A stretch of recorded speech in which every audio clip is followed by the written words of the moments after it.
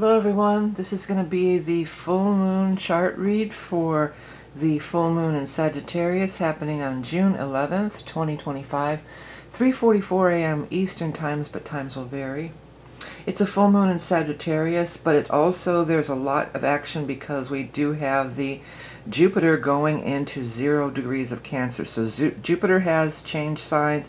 Saturn and Neptune have changed signs. They're standing up there in a square in the sky. So there's a lot to talk about. Before we dive into it, I want you to know that you're watching the Rock and Roll Prophetess on YouTube, and my name is Vickieverlie, and you can find me at vickieverlie.com. Do not be fooled by imposters.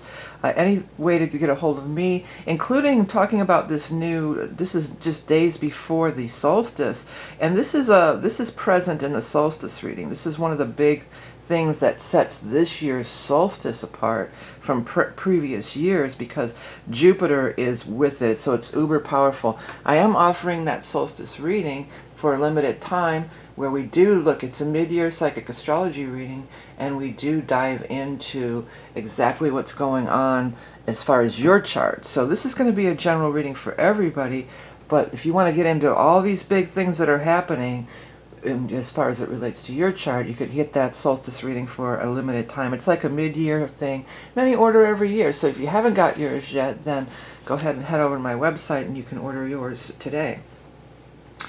Well, there is just so much to talk about. If you look at the aspectarian over here, look at all the squares too.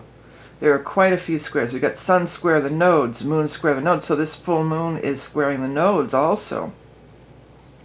We've got the Mercury square Neptune and Saturn conjunction. We've got the Venus square Pluto. We've got Mars square Uranus. We've got Jupiter squaring the Saturn thing, which I already talked about here. So a lot of squares, which, can bring about friction. It can bring about friction, but squares also, they make things happen. It's something I learned as a very beginning astrologer way back in the day, and that's always stuck with me, and it is true.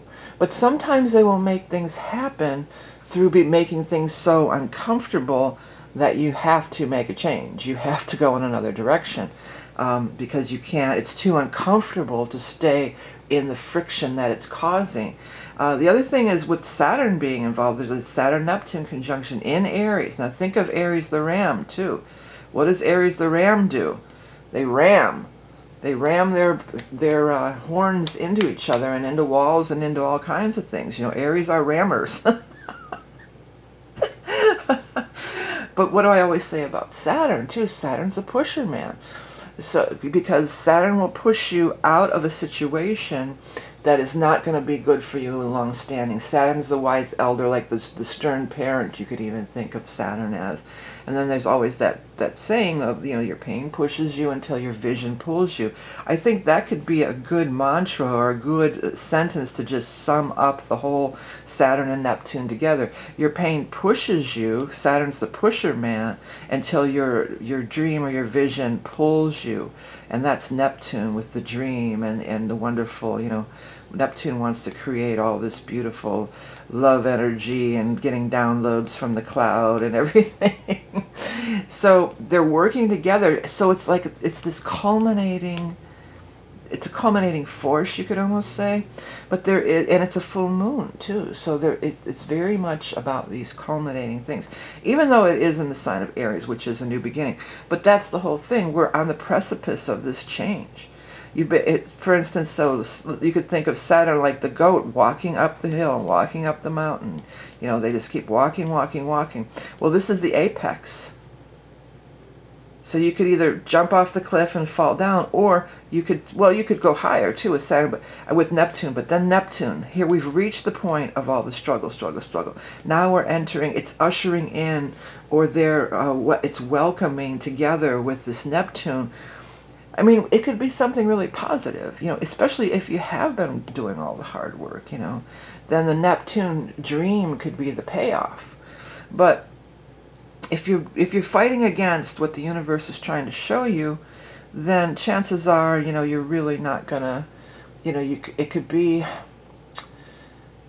my guides are saying tread lightly. Isn't that a song? Tread lightly, da da da da da, tread lightly. Maybe they're just giving me a song right now. It might be a download of an original song, but who knows.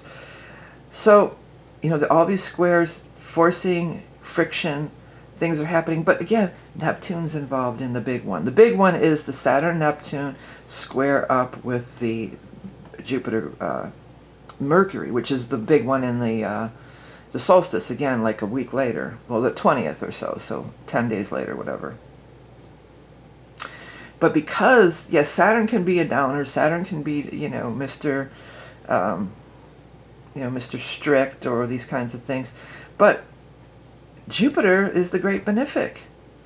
Often, too, I find, and it's just coming off of its last, you know, leaving out of Gemini, a day or two before, probably. I'm not sure the exact day. I don't have it in front of me.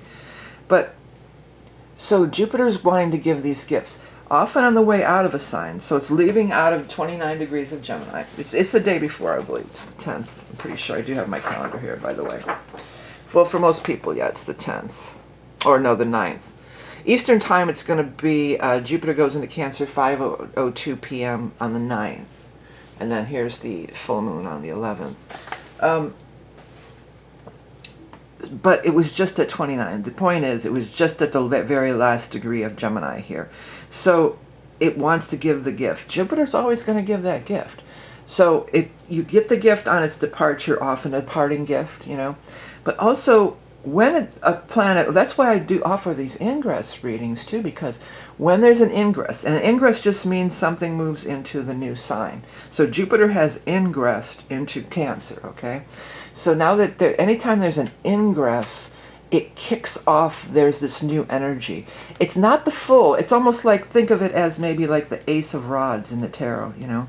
It's the seed, but you can often get the gift or get the idea, or be, if you're aware and you're not trying to hang on to things that are crumbling before your eyes. This could be relationships too. For some, it's going to be relationships. If there's relationships that are crumbling, these are karmic relationships because Saturn's involved. It's the lord of the karma.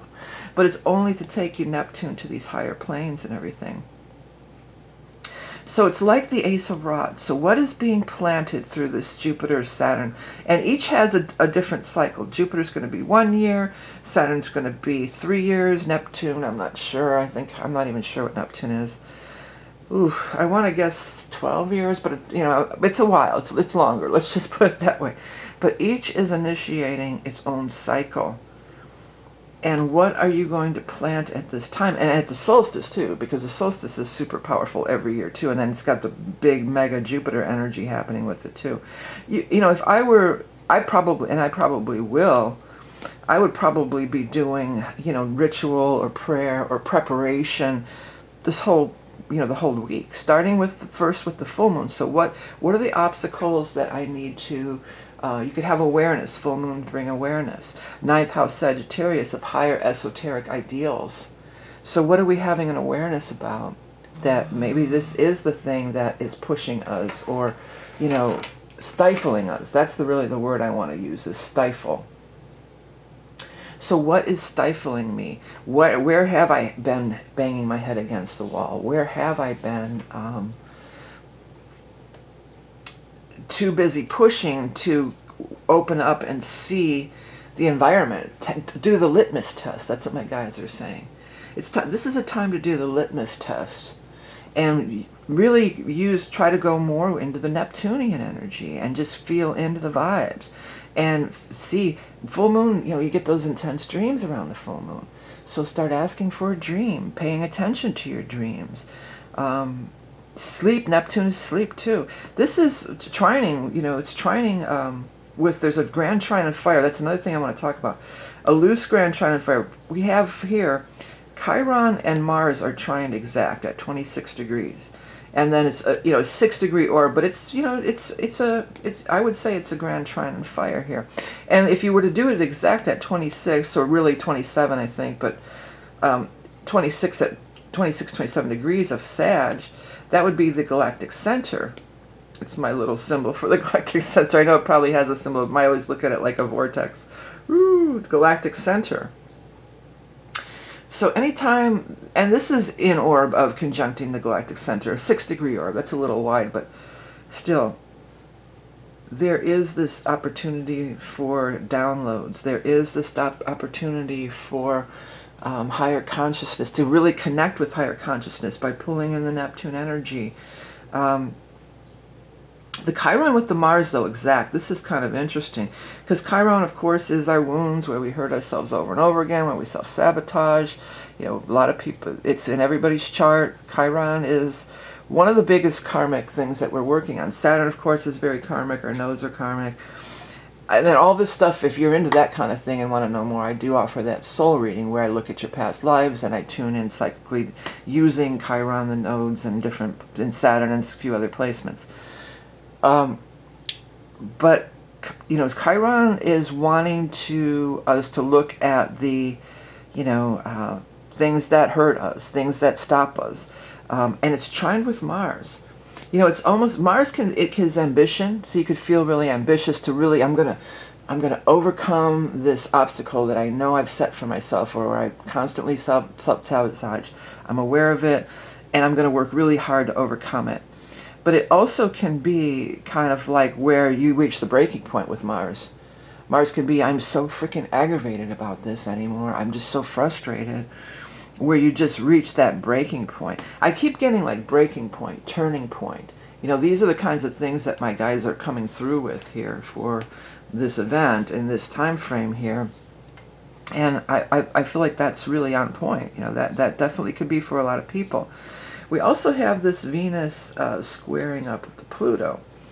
So, you know, that could be some kind of crazy money thing happening. Maybe if it's direct, you know, you could win money, you could get a huge raise, hit the jackpot on whatever level you'd want to call it. And there's actually a T-square with Vesta and to some extent Lilith. But where's the 4th on that? That would be down here in Leo, 4 or 5 degrees Leo. But anyways, just this part of it for a minute. But this could also be like falling madly in love. Just falling madly in love. Or some kind of love thing that just changes your life forever, you know. That life will never be the same now that this person or this thing has come into your life, you know. So it's very, it could be very life-changing.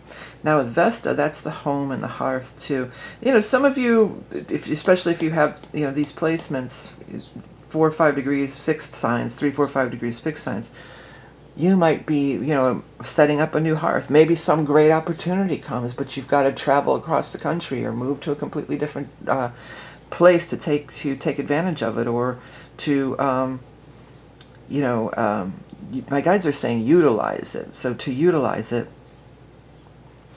but you know, there's life-changing things. But you have the blessing of Venus. You have the blessing of Vesta, which brings that comfort home. Finding your way back home. That's what I'm hearing.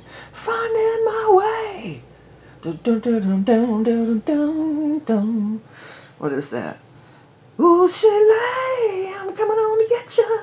Ooh, Shirley, coming on to find you. Ooh, yeah. Ooh, I can't get up there anymore.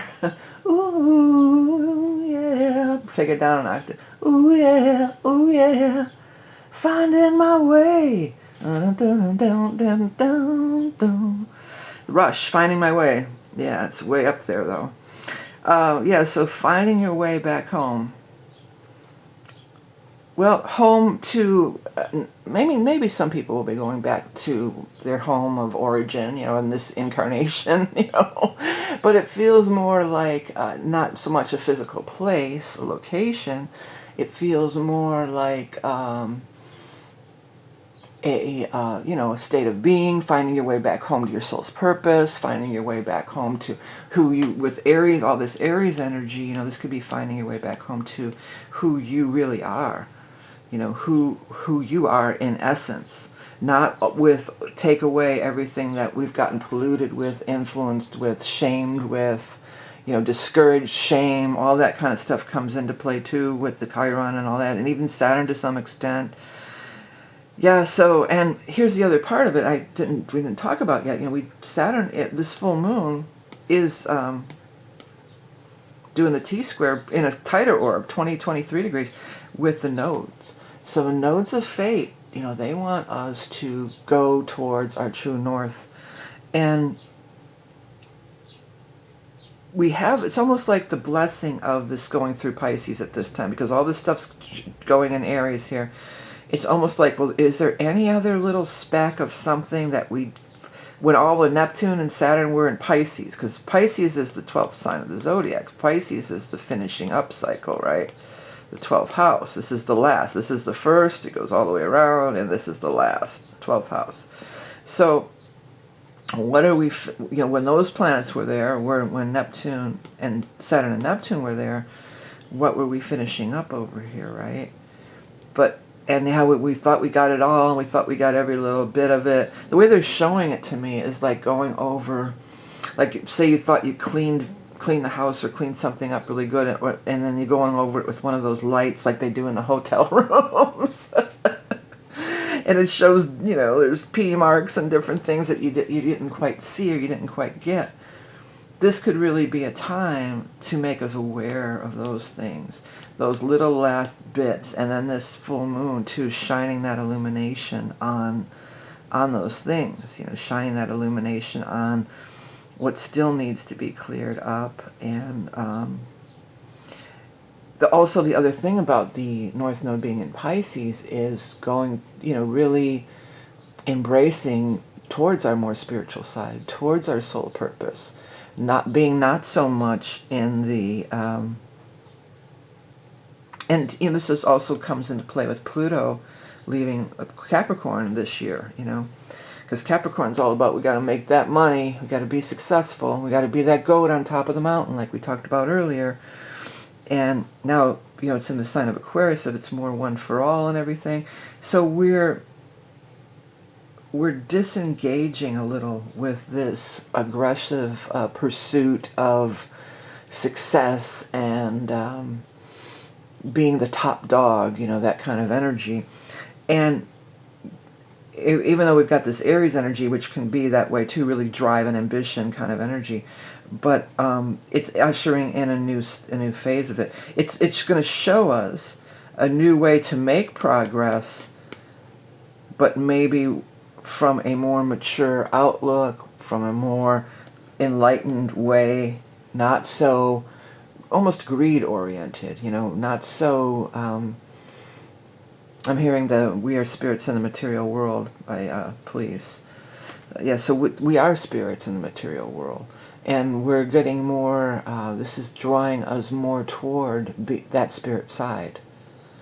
But while still being, grounded in the earth, we are in an incarnational experience. We don't want to have our head in the cloud all the time. But just how to live better. That's what my guides are saying. Live better, love longer. Yeah. So how to live better and love longer. And not live better by material status. Live better by, being good people and just, being all aligned. Because we all have our soul purpose, of course, and when we are aligning with our soul purpose, things are in flow. We're not competing against anybody. We lose track of time. Here's, Saturn is the ruler of time, and then with Neptune has no sense of time, really. Neptune is timeless. So, engaging with our soul purpose, but yet maybe with no expectations, because Aries is the starter, right? Aries isn't necessarily the finisher. And a lot of times we start on things just because we are passionate about it. Mars' passion is ruler of Aries. Aries is ruled by Mars, the planet, right? And Mars is, Venus is love, Mars is passion. So there is the passion's there. But are you going to be passionate, shaking your fist, and I am all powerful, and Again, I was trying to find a movie to stream or watch last night, and every single one of them, there's so little, most of the movies are just shooting and killing people up. That's most of the movie. Or even the show. I was watching that show, what was it? It's about this girl who's the only one who has immunity to some big disease. It's season 2, so I liked the first season. But I was just fast forwarding through all these fight scenes, and the thing was not, it's an hour show, it was probably not even 10 minutes long. So it's like a little bit of story, and then fight, fight, blow up, destroy, fight, fight, blow up, destroy, kill, kill, mutilate. And, you know, I mean, this is just, to me, it's not entertaining. I don't want to be bombarded with all that. And, you know, that's very Aryan. Mars is the god of war. That's very Aryan energy. But, you know, maybe this could bring it back in, you know, good storytelling, you know. Do we have to, is that rage always have to be front and center? Does it have to be the longest part of the, you know, the battle scene, the big battle scene? I fast forward through that. I don't care about the battle scene. Okay, are they done with all that crap? Now, can we get back to the story?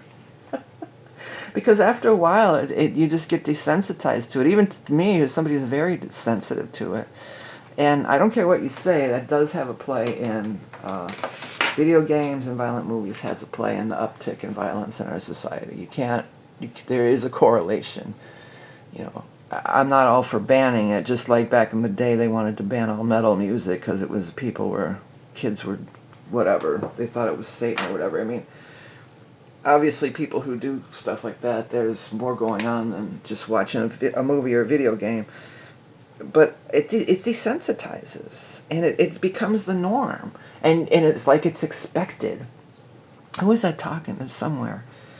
And they were talking about some show or some movie, and so it's got a lot of good action in it.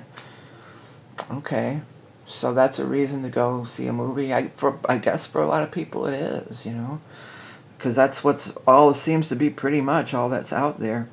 I don't know how I got off on this tangent, but that was just last night I'm like, well, I'm going to sit down and watch over the weekend at night, I'm going to watch, you know, this show, you know, and I got it through it in one night, because after I fast forwarded through all the violence, there was only 5 minutes of an actual story, you know, so it's just like, what a waste, you know, what a waste of time, energy.